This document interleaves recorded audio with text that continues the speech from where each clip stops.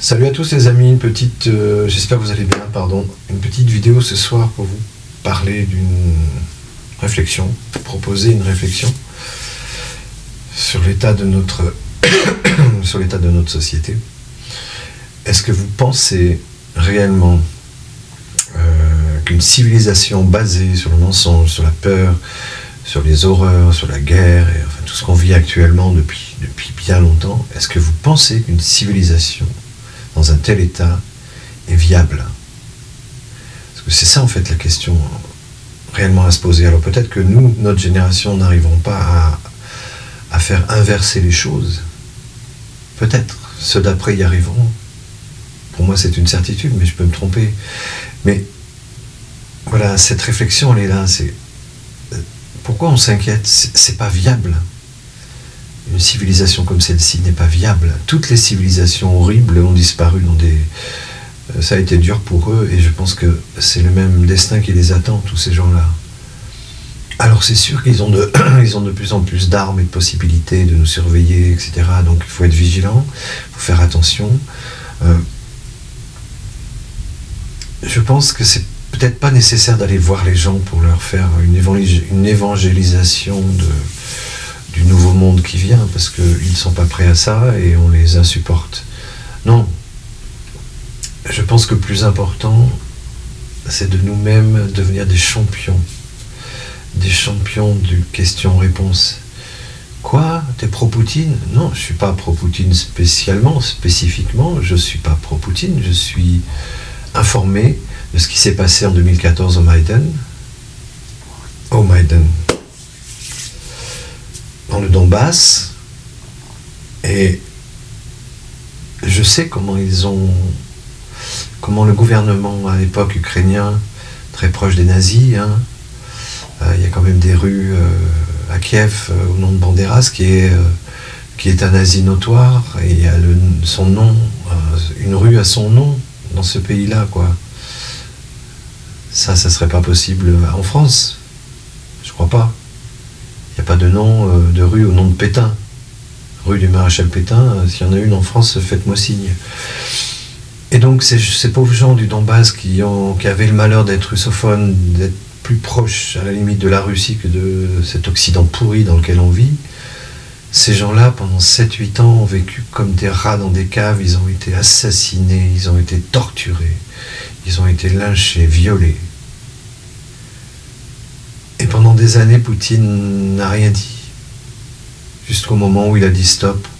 Quand il a vu que l'OTAN se rapprochait dangereusement de ses frontières, il a dit non, je refuse d'avoir des armes braquées sur mon pays, quoi. Mais c'est un exemple. Mais dans tout ce que vous direz aux gens, c'est ne pas vous imposer dans une discussion, mais si vous vous sentez bien, si vous sentez que vous pouvez le faire, faites-le. Parce que ça, c'est un travail de tous les jours. Ça ne veut pas dire, une fois de plus, qu'il faut aller évangéliser les gens. Voilà. Quand on nous traite de complotistes, eh bien, devenons des épées, quoi. Devenons précis, tranquilles, dire, écoute, tu sais pourquoi Poutine a agi comme ça?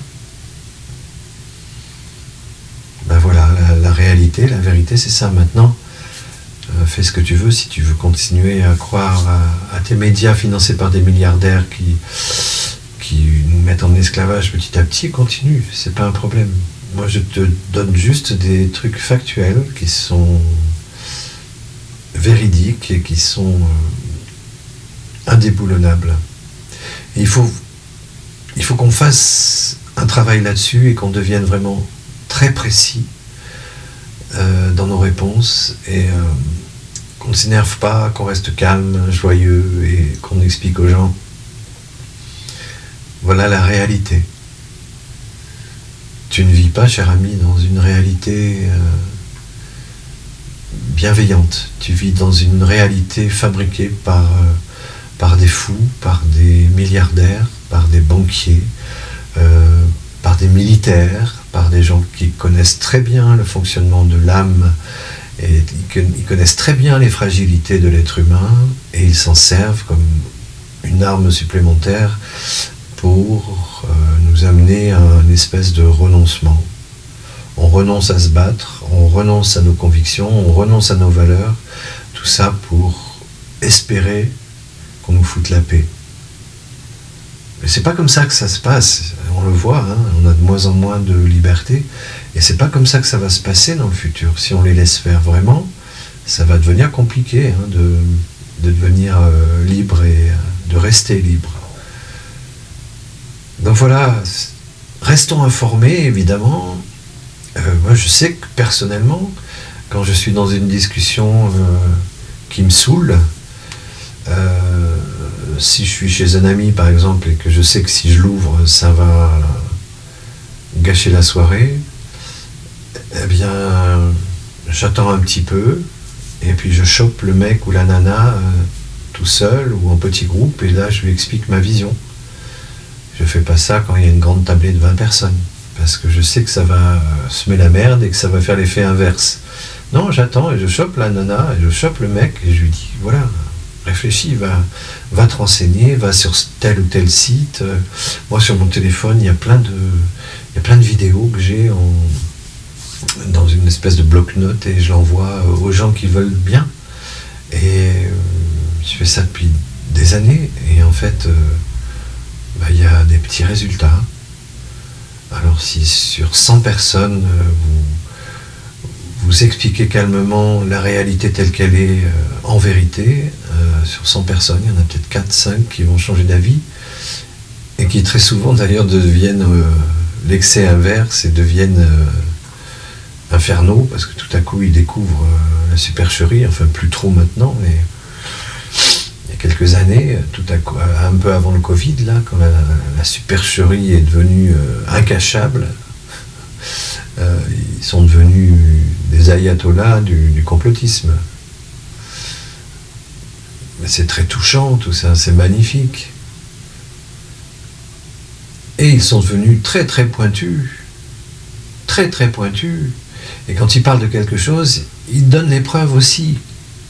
C'est ça qu'il faut qu'on fasse. Il faut qu'on fasse un travail de pseudo-journaliste, que tout ce qu'on raconte soit concret, soit inattaquable.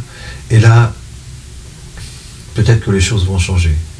Donc continuons à nous informer sur cette putain de médias mainstream. Hein. En 10 minutes, vous avez fait le tour, mais continuons à sentir un peu ce qui se passe. Continuons à nous informer avec ces pseudo-dissidents sur YouTube, etc., qui disent des choses, mais une fois de plus, qui vont pas au bout. Mais c'est pas grave, ils disent des choses, c'est ça le plus important. Continuons à nous informer. Pas trop, parce que sinon, on perd toute notre sève. On perd toute notre joie et on n'est plus bon à rien. Un guerrier qui déprime, un terrier qui est en burn-out, c'est la grande mode le burn-out, enfin plus moins maintenant, mais enfin, on s'en tape, vous m'avez compris. Un guerrier dans cet état-là est beaucoup moins puissant et efficace qu'un guerrier qui croit en ce qu'il fait et qui a la joie au cœur de défendre sa famille, de défendre ses amis, de défendre sa patrie ou je sais pas quoi. On s'en fout. D'accord ? Puis là, je pense aux mélanchonistes et aux lepénistes.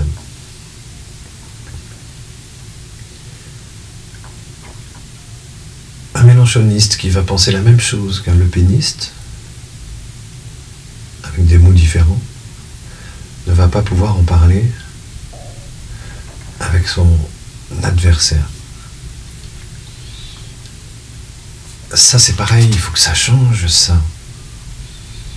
Quand vous parlez du Donbass à un mec du RN qui est au courant de ce qui s'est passé au Donbass, quand vous parlez de ce qui s'est passé au Donbass avec un mec de LFI qui sait ce qui s'est passé vraiment au Donbass, eh bien vous arrivez au même résultat.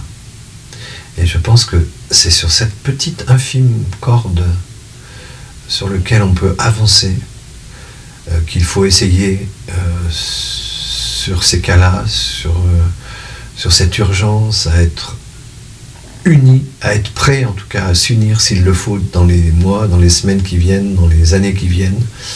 Cette petite corde, expliquer aux gens de LFI qui sont d'accord avec vous sur le Donbass ou sur d'autres choses qui sont avérées, du RN aussi, parce que moi j'ai la chance de pouvoir discuter avec des gens du RN et des gens de LFI, et sans aucun problème.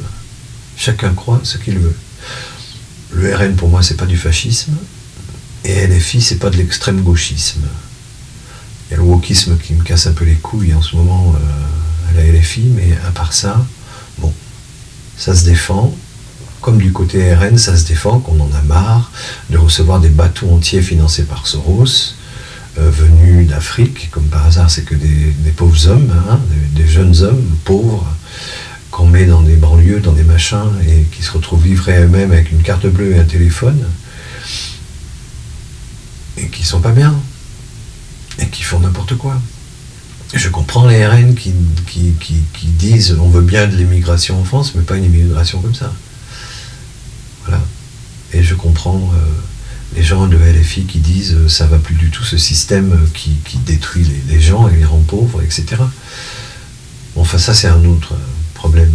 Mais ce que je voulais dire aujourd'hui, devenons professionnels, enfin devenons précis.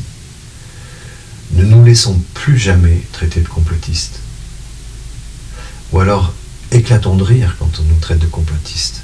Et donnons des exemples précis que les gens connaissent et expliquons-leur que tout ce qui se passe actuellement dans les médias mainstream et compagnie, tout ça est fait pour nous désunir et nous empêcher de les virer.